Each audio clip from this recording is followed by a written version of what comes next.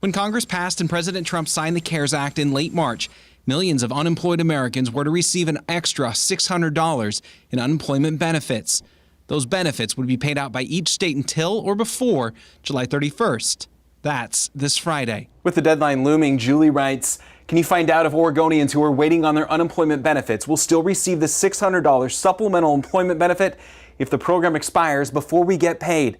I'm going to let the acting director of the Oregon Employment Department address that, which he did during his weekly media call on Wednesday. For people who haven't yet received their benefit payments for prior weeks that are covered by the FPUC program, they can rest assured that when they receive those benefits, they will still receive the $600 payments for those weeks. And with the benefits ending July 31st, Brenda writes, why is the state of Oregon stopping the $600 per week CARES Act payments a week earlier than other states?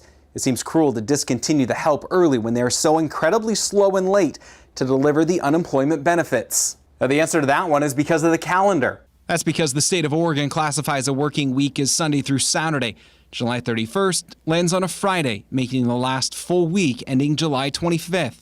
The state says it still has just over 1,000 regular unemployment claims to process, but the bigger number lies in the Pandemic Unemployment Assistance Claims, or PUA. The state hopes to have the remaining 44,000 PUA claims processed by August 8th.